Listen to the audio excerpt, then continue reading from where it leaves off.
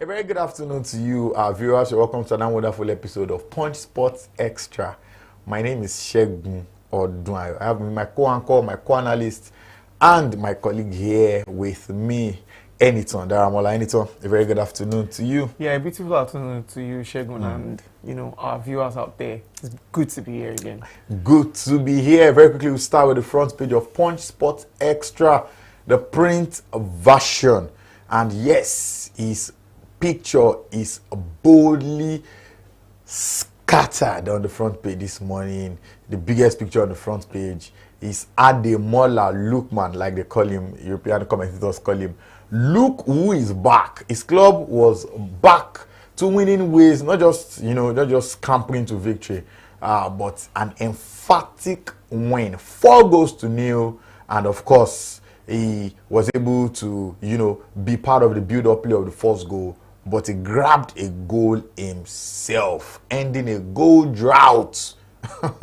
Ending a goal drought of over 500 minutes. And guess what? They were able to send Monza back to Serie B. Sad one for Monza, but a good one for Ademola Lookman. He has not scored in a very long time. Very, very long time. Yeah, absolutely. It's a good one for, Lookman. And it's coming at a time where, transfer window is about to... Exactly, and there are gossips here and there. I can't remember the Manchester United legend or so who was calling for Manchester United to sign, Ademola Lookman. He named like 3 players, and one of them was Ademola Lookman. So this is a good time for him to be back, to his best, back scoring again, because the transfer season is here. And although I feel that it's a little too late for, for Atalanta, reason being that, they started the season as though they were going to, make a push for the Serie A. I really, wanted them to make a push for the Serie A. But unfortunately for them, they fell by the way, yes. And like you say, they feel like a pack of cards. Yeah, bury your words. And, like but it is what it is, However, it's a good one for them to be back. And, let's see how it goes. Transfer window is here. It's going to be big. It's going to be, explosive. All right. Making Champions League next season, no trophy, no Serie A. But they go again, I guess. Still sticking with the front page. Historic cup win. Thrills Chiamaka Nnadozie.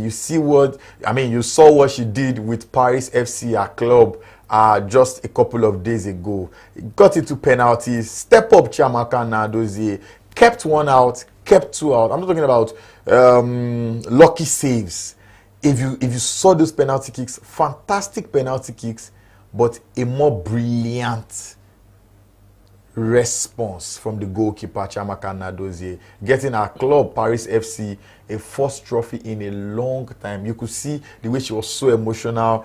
Everybody, our players, our managers, everyone, when the goalkeeper saves the team like she did, we all know she's good, but she keeps getting better, Chiamaka. Absolutely, bro. She keeps getting better. Football can be very amazing, especially in finals or cup finals, when you play and then, you win by a slim margin, you win, or maybe like you scored the final goal at the death. However, when it comes to shootouts, it's more emotional, especially when you can, relax and feel that, I have somebody at the goalpost who can actually deliver. You understand? When we talk about goalkeepers, talk about the likes of Manuel Neuer, Van der Sar, and the likes, and then you mention Nnadozie, and you just have that confidence that the last person is going to save the day. And she did it not once, not twice. You understand? So it was not a lucky save, like you said. It was a confidence. The second save. one was more brilliant. It was far into the deep, and she stretched into the well. It's more bring water out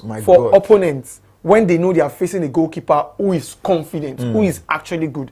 She deserves all the credit. She does. Yeah, congratulations. Reports even have it that she's going to be leaving Paris FC, that she's moving back. She's moving to England, moving into the Premier League. We will see how that pans out and every day. Still sticking with the front page of Punch Sports Extra, the print version.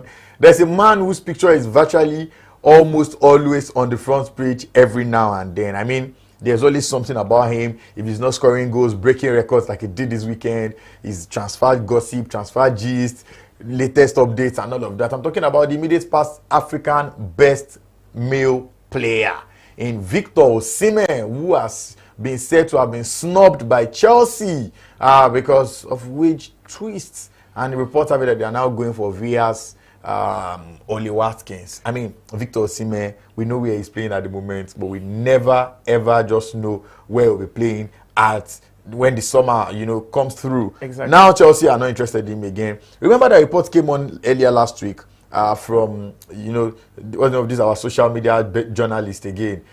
This guy who gives us our hot, here we go guy, Fabrizio. Right. Fabrizio was saying that his wage was too much. Many clubs do not want to pay that for him and all of that. Now, reports have it that Chelsea don't want him anymore. Okay, so the thing is, I think I was having this discussion with somebody last week, and I had to check how much he was earning. Because when you're saying his wage is too much, for a player like Osimhen, before you go to, I beg your pardon, before you go to the wage, level, you look at what he brings to the table. You look at what he can deliver. This guy can deliver goals. He can deliver assists. Hold up play. And look at it, he's a complete, striker. However, that wage difference or that wage issue cannot be. I mean, they pay just for other guys. And when other guys coming into the EPL. Okay, so here's the thing. Here's the thing. I think when I checked, I think he earns about roughly 256. Yeah, about 250 per week. I think it's in thousands if I'm not mistaken. Yeah, of course. Per week. 250,000. Yeah, 250,000 per week. I think it's in pounds or thereabout. Of course. So when you look at that, if he's coming into a club like Manchester United, he won't earn that same amount. He would be earning maybe like 50 more, or because. And then if you look at the wage, what's it called now, in structure in Manchester United, Marcus Rashford is the highest earning, if I'm not mistaken. And, they are looking for a way to ship him out. By the time he leaves, the likes of Lindelof and, are leaving. And then, there's a release on that burden for the club. And the clubs don't want to pay, that high amount. And for a player that is just coming in, they're not sure of what you bring in. Exactly. And they will look at the age. You look at the age. And then they will look at the end of his contract, how much can we recoup? So why don't he come in with a reduced price and then sign a clause that says, okay, I deliver so goals, or I deliver so performance, you are giving me this? Is that not a safe way of... It looks like a safe way, but if you were Victor Osimhen, who is... I can say this is his peak, and he's not looking like a player that is, that is going down anytime soon. And he looks like a player that is improving season after season, you understand? Would you reduce your wages? Would you reduce your demand? Would you reduce your weekly salary to join a club like Manchester United or a Chelsea or Liverpool? You understand? Would you do that? Now, it takes a brilliant person to to know the right decision to make, to know the right choice to make. And aside from being a brilliant person, you need to be surrounded with brilliant people. Look at what happened with his agent the last time, and that deal that he signed with Napoli ended up being, a wrong decision. That is really in his career. So now he needs to, surround himself with good, wise advisors who need to look at the options available. Because you don't want to look at money now, and then you get the money and you are not able to live up to expectations, and then they need to loan you. It just really distorts and the image.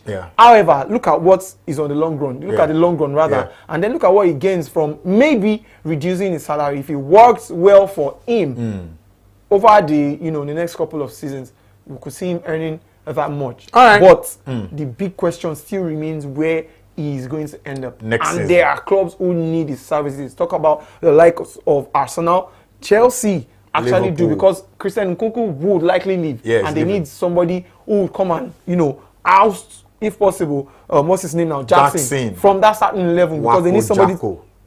They need somebody to keep scoring. So, all right, moving on very quickly now. Mikel Arteta is confident that William Saliba will stay. Remember that many clubs want the services of William Saliba, Real Madrid topping that list. Of course, remember that Kylian Mbappe has always referred to William Saliba as his younger brother, because his father, talking about Kylian Mbappe's father, was the youth coach of Saliba as a boy. So they've known each other for years. So if there's any way Real Madrid thinks they're going to sign Saliba, just go through the Mbappe plug. That's just, just saying. Also, still talking about the front page, Fowler is urging Liverpool to snub Isak and go for Oli Watkins. Quick one, I'll throw this to you anytime. Robbie Fowler, Liverpool legend, is saying, Liverpool, leave Alexander Isak. Go for Oli Watkins. You are the manager or you are the board chairman. Who are you buying? Alexander Isak or Oli Watkins? Okay, now, so you see, these two guys are, they are good players. But they are not the kind of strikers that... They are not at the level of the likes of Hary Kane. Hold on. They are not at the level of a striker like Hary Kane, who last season scored 34 goals, this season scored 26 goals already. In combined, 60 goals. You understand? But if you are going to pick between Oli Watkins and Isak, you look at injury level or how often they get injured. They are you are the board chairman. Who are you signing? I'm the board chairman. This is going to be a really tough decision, but I would not want to take decision because Oli Watkins is an English player. Who are you signing, Editor? You have the checkbook. Who are you I have signing? the checkbook. Well, I'll probably go for Isak. My goodness. No, because you can't put down me to make that. It's a big decision. Okay. You understand? You need to look at different big decisions. Why are you running away from this decision? And big mistakes too. Yeah, and big wins. And big wins. When they move and big and wins. think like Everything that. you do is big. And so big you mistakes. No. Oh, big men don't make. That's why Editor is in the studio with me and is not board chairman of Liverpool. Oh, so why are you in the studio with me? That's why we are doing the job now. Okay. This job we know. So why are you not on the board of Liverpool? I'm not on the board. Or Real Madrid. Straight the question at you. Wait, why are you not on the board of Liverpool? Last thing before I leave the front page very quickly. Alaba Akintola. Remember that name from the last Olympics. Yes, he was part of Nigeria's team at the last Olympics. Great guy. Of course, very popular on social media at that time, especially because his university mates who had known him from way back. You know those... you should know that. Those people that had known you in your struggle days. However, stopped to 200 meters victory in Tennessee in the United States of America. Tells you something about Nigerian boys. They are doing great things at right now in athletics. Not just Nigerian boys, Nigerians. Favour Philly, Alaba Akintola, Oyinkansola Ajayi. A lot of all these guys are just bringing their best, still moving on, despite the fact that they came into major limelight at the last Olympics. But they are still there, storming to victory in 200 meters.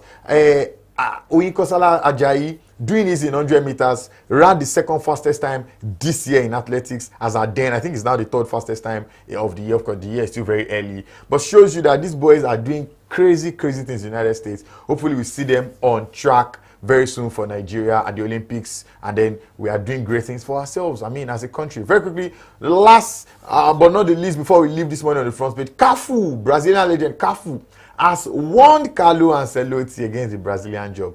Will he listen? I don't think so. It looks like he's on his way to Brazil. That is all for the front page this morning. We move on very quickly now to what went down. What went down this past weekend in Europe. I'll be starting with the biggest breaking news this weekend.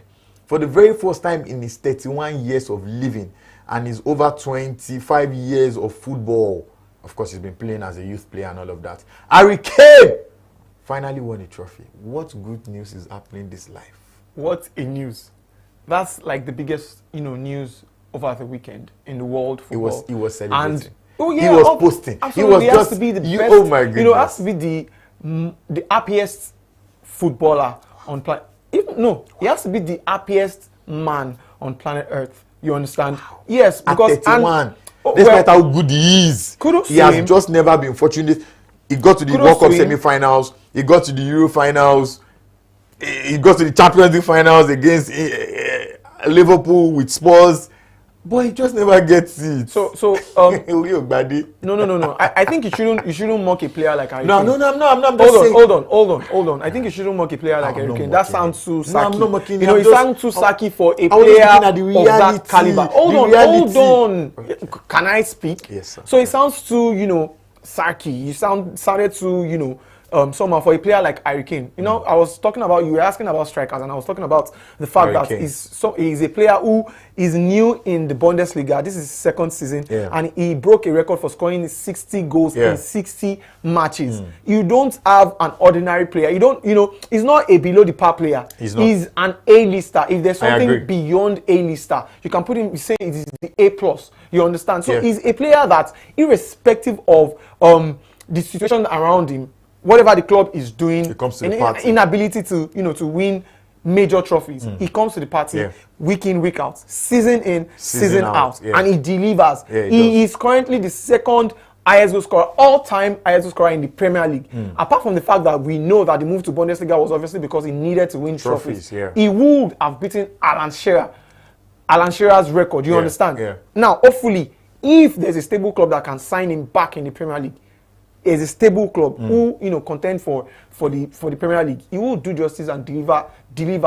You understand? However, it's unfortunate that he needed to leave the Premier League to go win the trophy, and now that he has won it, you need to all credits need to go to him. The all fact that to him. He did not give up. There are players you've had them on that level and they've given up. However, recall there was a certain Iron Robben who appeared as though was plagued. And everybody was like, oh, it looks like this guy was cursed because he does everything needed to be done, but he just couldn't nail the Champions League. But at the end of, almost, I don't know how old he was then, he was the one that scored that winning goal, and he was just too emotional to, you understand? Now this is Hary Kane doing it. 2013.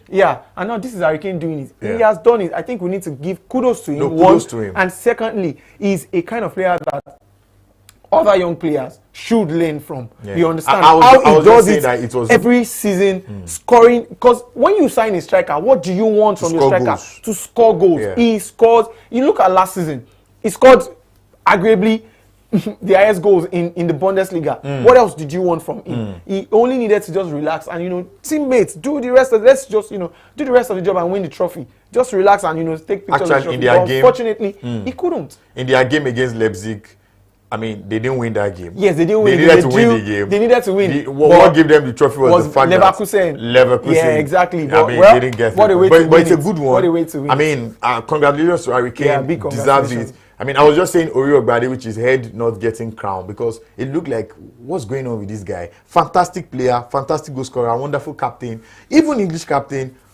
But the trophies were not coming because the kind of club he was playing for. Much respect. But he probably wasn't playing for a really top team. I mean, he was playing well as a player. But he was playing for Spurs. But wait, I mean, it's Spurs, like they say. Can I chip in? When you say he wasn't playing for a really top team, yeah, they don't need to be a top team to win a trophy. Now, you can say they need to be a top team to win a trophy consistently, but they do not need to be a big team in quotes to win a trophy. Reason being that they played in how many finals and they couldn't win. So they played. I think he would have won a trophy. They would have won a trophy the season they sacked Jose Mourinho.